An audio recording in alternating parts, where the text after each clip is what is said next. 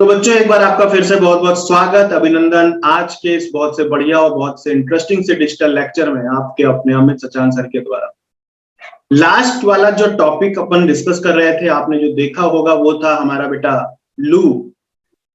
C++ programming में loops को discuss कर रहे थे। दो पार्ट उसके रिलीज हो चुके हैं, मतलब 2 लेक्चर हो चुके हैं। आज उसी की श्रृंखला में लेक्चर 3 होगा हमारा। लूप्स में ही आगे बढ़ेंगे। तो चलिए फिर समय को बिना गंवाए हुए, बिना बर्बाद करे हुए फटाफट से लेक्चर को शुभारंभ किया जाए। उम्मीद करता हूं आपको पढ़ने में मजा होगा, खूब इंटरेस्ट आपका जाग रहा होगा। जैसा कि मैंने पहले ही बताया था कि प्रोग्रामिंग जितना ज्यादा हम पढ़ते हैं उतना ज्यादा हमारा डेवलपमेंट होता है। ये एक सिंपल सी थ्योरी है। तो बेटा लास्ट वाले में हम लोगों ने प्रोग्राम में देखा था एक अपना 1 to 10 using for and while। 1 to 10 using for and while, यानी कि हमको 1 to 10 करना है। करा था लास्ट वाले प्रोग्राम में। अब हम लोग जो आज का जो बेटा जो प्रोग्राम होगा उस पे करेंगे हम लोग 10 to 1 यूजिंग, पहले लिखते हैं while, ठीक है।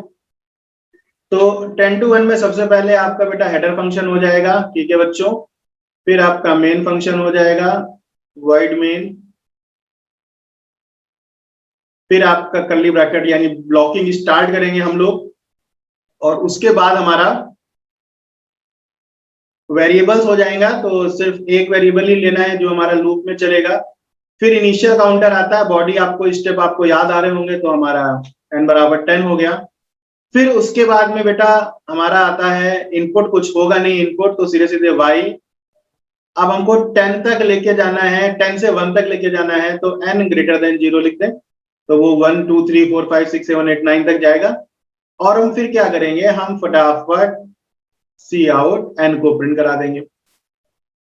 और n को प्रिंट कराने के बाद में n बराबर n माइनस 1, तो n बराबर n माइनस 1 लिखा, ब्रैकेट बंद, देन हमारा गेट ch और प्रोग्राम खत्म। ठीक है, समझ में आया कि नहीं आया? अब इसका देखो एक बार ड्राई रन देख लो बेटा।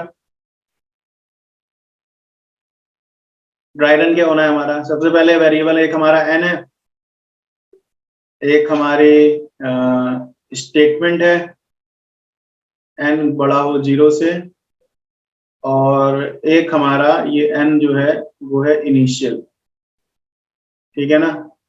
और फिर एक n हमारा क्या है, आउटपुट, और एक हमारा n बराबर n+1 है, इंक्रीमेंट।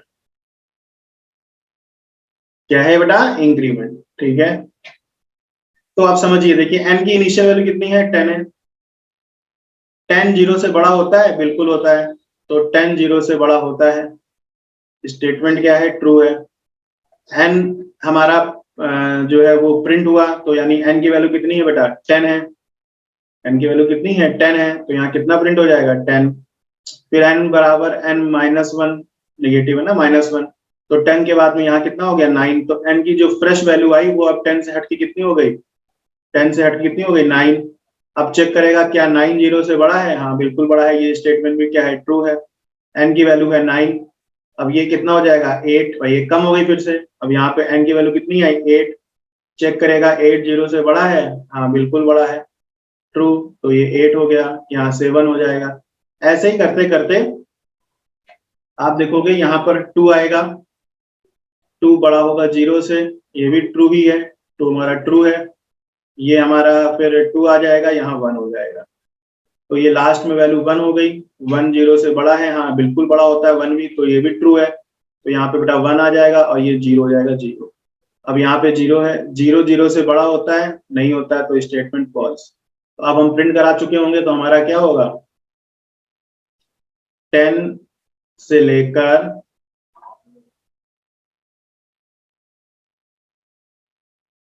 10 से लेकर पूरा का पूरा जो है हमारा फॉर्मेशन आउटपुट में वैल्यू जो होंगी वो प्रिंट हो जाएंगी, है ना। समझ में आ रहा है कि नहीं आ रहा, कोई दिक्कत कोई समस्या होनी नहीं चाहिए। अब इसी में हम लोग बेटा एक फॉर से भी करके देख लेते हैं। ठीक है, थोड़ा इसको इधर पे मूव करते हैं और फॉर से करके देखते हैं। तो 10 to 1 यूजिंग फॉर, ठीक है। तो हमारे हो गया सबसे पहले हेडर फंक्शन। चलो इस वाले में मैं पूरा लिख देता हूँ, लास्ट वाले में नहीं लिखा था। Include iostream, include iostream dot H. फिर बेटा हमारा क्या हो जाएगा, इंक्लूड conio डॉट एच। फिर बेटा हमारा क्या हो जाएगा, iostream dot H conio dot H. फिर हमारा क्या हो जाएगा, void main। मैं पूरा प्रोग्राम लिख रहा हूँ इस बार, ये वाला कुछ भी नहीं छोड़ रहा हूँ इमेजिन करने के लिए आपको कि आप ऐसा लिखो। फिर हमारा बेटा क्या होगा, एक variable that is known as n। तो हमारा एक n हो जाएगा, ठीक है ना बेटा। फिर जब हमारा n हो जाएगा तो हमको अपनी इनिशियल काउंटर देनी है, देना नहीं है, इनपुट कुछ है नहीं। तो इनपुट कुछ नहीं है तो इसलिए अपन क्या करेंगे, अपन सीधे सीधे फॉर और n बराबर 1 सेमीकोलन n लेस देन, और गलत हो गया, n बराबर 10,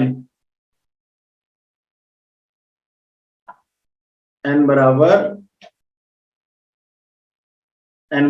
10,